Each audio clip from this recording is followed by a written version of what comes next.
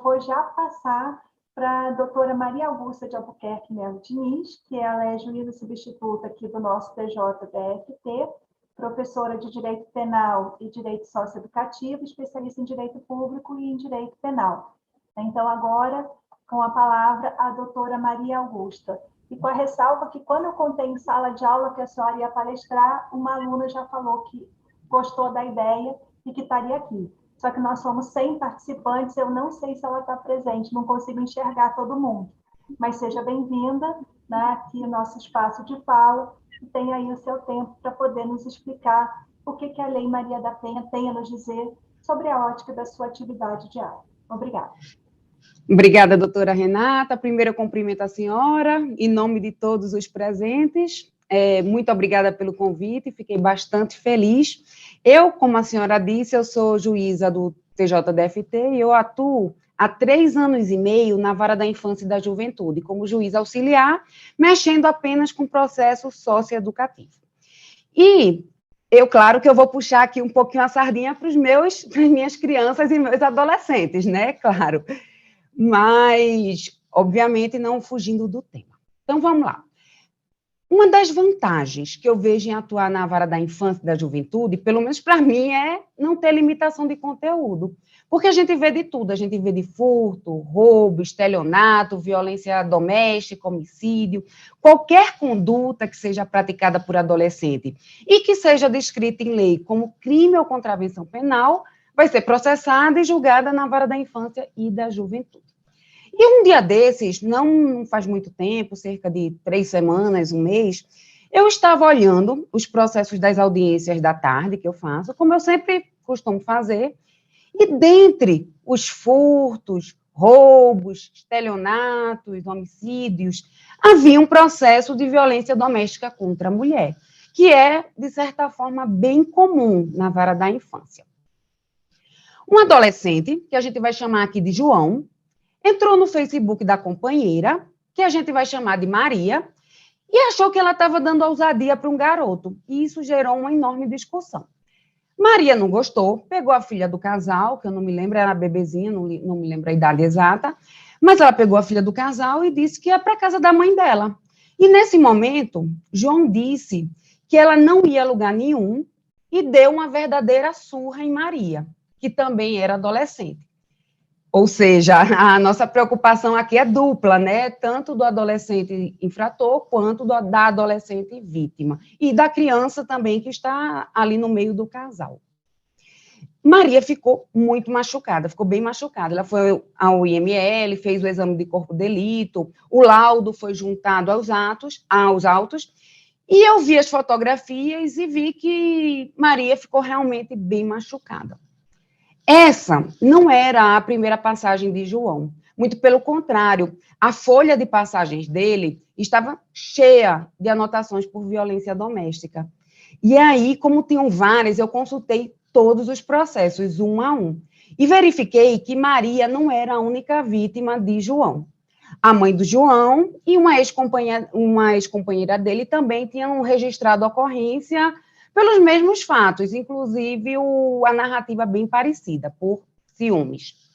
Tinha até um dos processos se referia a um homicídio tentado contra a própria mãe.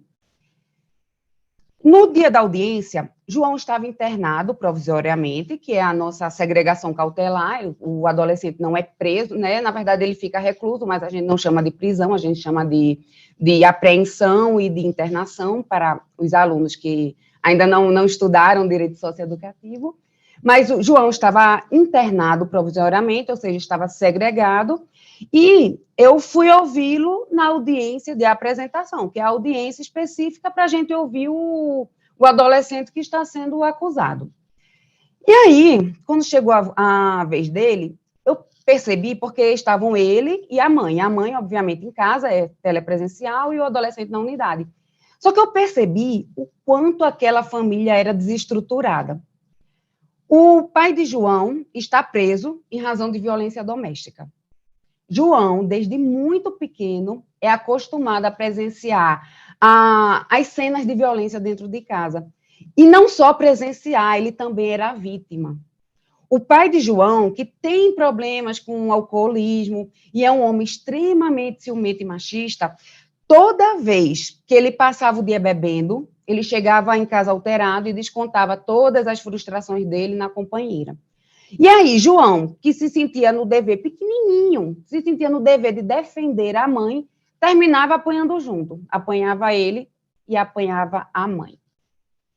A mãe de João apanhou em silêncio durante muitos anos, até ela não aguentar mais aquela situação e procurar a polícia, e o que só gerou mais revolta no pai de João. O pai de João não levou a sério a medida protetiva de distanciamento, voltou para casa e deu uma surra na mulher, foi preso por descumprimento de medida protetiva. Estava preso, não me lembro agora se a título definitivo ou preventivo, mas ele estava preso. Só que tem um detalhe aí nessa história. Quando não estava embriagado, pai de João era um excelente marido e, principalmente, um excelente pai. E isso segundo as informações do próprio João e da mãe dele. Eu ouvi João e percebi que ele não tinha nenhum remorso ou culpa por ter batido em Maria. Muito pelo contrário, ele achava, primeiro, que tinha o direito de invadir a privacidade da companheira, porque ela era, como ele falou, a sua mulher, a mãe de sua filha.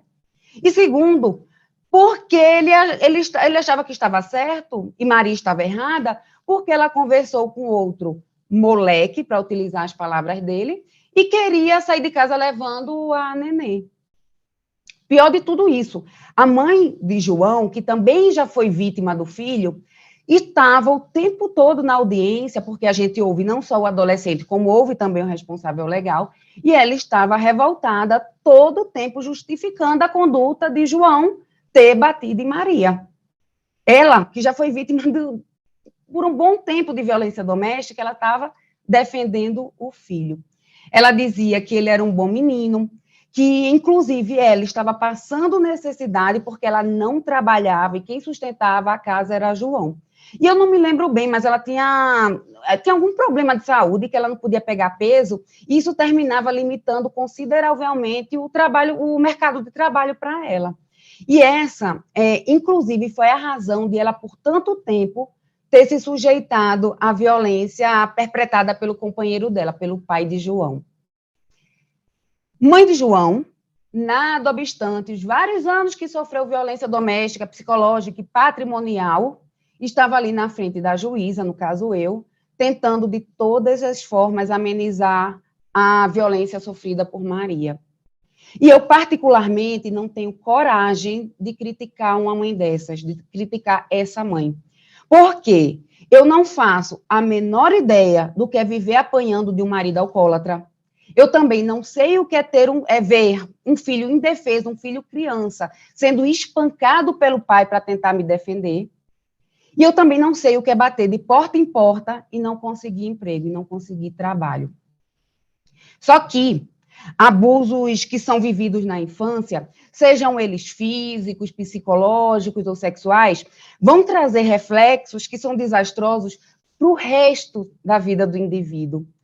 A forma mais eficaz para a gente evitar isso é com uma intervenção oportuna, ou seja, uma intervenção ainda quando João era criança, que estava ali vivendo naquele ambiente de violência doméstica. O problema é que grande parte das ocorrências violentas se dá no âmago dos laços familiares, e isso termina dificultando e muito a identificação dos casos, porque há um certo pacto de silêncio. Inclusive, durante a pandemia, a gente teve um aumento exponencial de violência contra crianças, porque as crianças e os adolescentes ficaram dentro de casa e isolados com muitas vezes de quem são os seus abusadores, de quem são seus violadores, sem a escola. Porque quando tem a escola, o aluno, principalmente criancinha, relata na escola.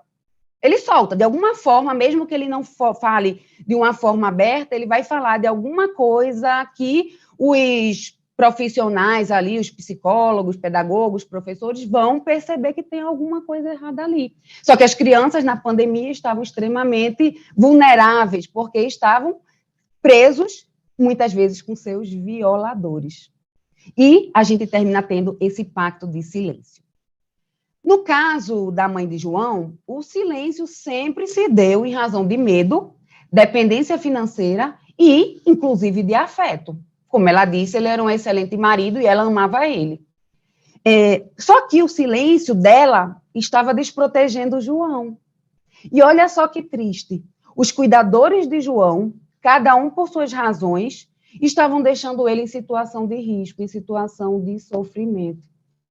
E João era apenas uma criança que estava em fase de desenvolvimento psicológico e de formação intelectual.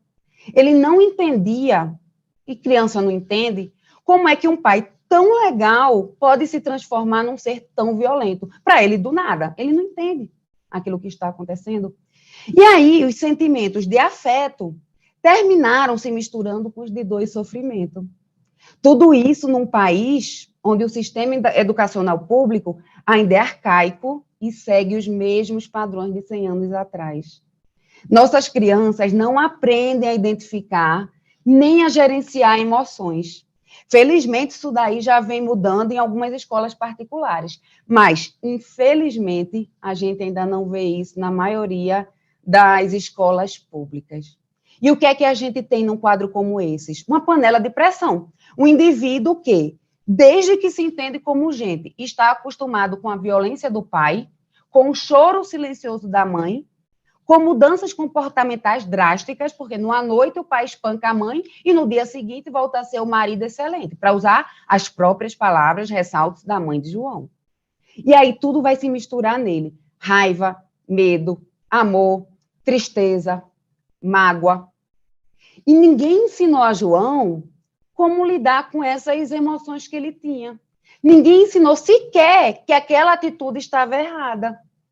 Afinal, foi aquilo que ele viu a vida toda e que ninguém fez nada, nem a mãe dele, que era a protetora maior, a cuidadora maior dele. Ela dava o carinho, dava a proteção depois para compensar aquela surra que eles tinham levado.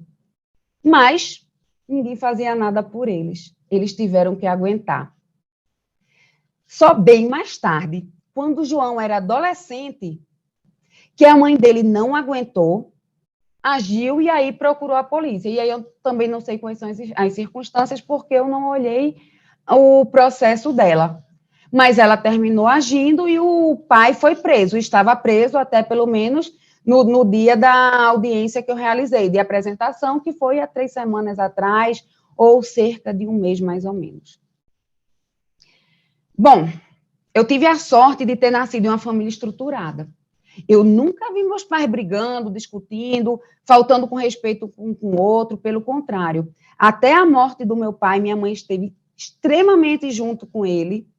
As últimas palavras conscientes do meu pai, antes da metástase tomar o cérebro dele, foi que ele não tinha medo da morte e que ele só sentia muito porque ele sabia que ia se demorar muito tempo para reencontrar minha mãe, e demorou 20 anos. Minha mãe faleceu agora em dezembro de 2020, e também usava aliança, super apaixonada. Eu não sei o que é viver numa família desestruturada. Sei que meus pais deviam ter as discussões dele, todo casal tem, mas eu nunca presenciei. Eles faziam isso dentro da intimidade deles para não passar isso para as filhas.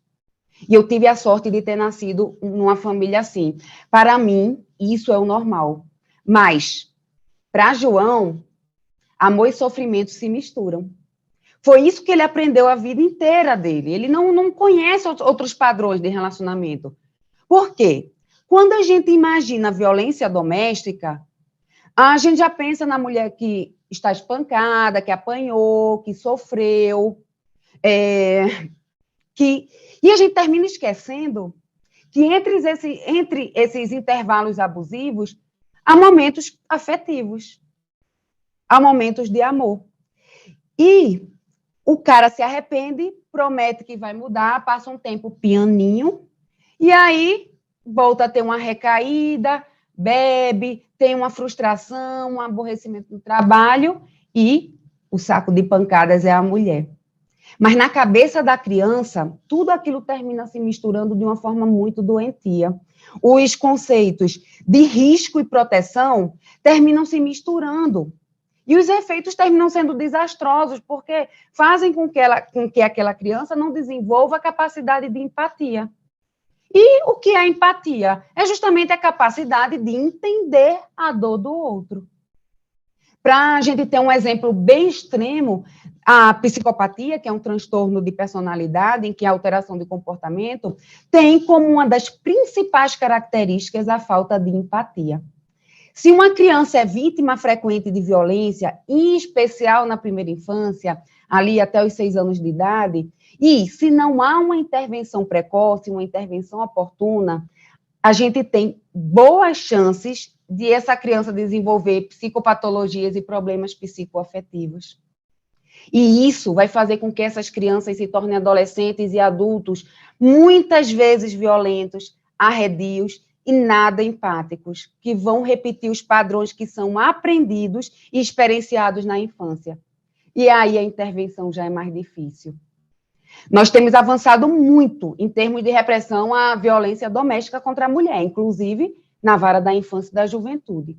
Mas a gente também precisa olhar um pouco para as nossas crianças, porque elas também estão inseridas nesse contexto, seja direta, seja indiretamente. Mesmo que elas não apanhem do agressor, que o agressor bata só na companheira, na esposa, na mãe, mesmo que a criança não vivencie a violência física, ela vivencia toda aquela violência ali no ambiente familiar dela. E aí, o efeito pode ser trágico quando ela crescer. Dentro de um adulto violento, geralmente há uma criança ferida, uma criança desprotegida. E, por isso, reprimir a violência de forma rigorosa é, sem dúvidas, uma medida necessária. Mas evitar que as nossas crianças sejam violentadas e que elas se transformem em adultos violentos é uma medida extremamente necessária. Na Vara da Infância e da Juventude aqui do Distrito Federal, a gente tem, na área civil, quem atua é o titular da vara, o doutor Renato, ele tem uma atuação muito forte na questão de proteção a essas crianças. Só que o problema é a comunicação à rede de apoio, aos órgãos responsáveis. Muitas vezes isso não chega no conselho tutelar, muitas vezes as próprias mães não querem que chegue, porque elas têm medo de perder a guarda dos filhos.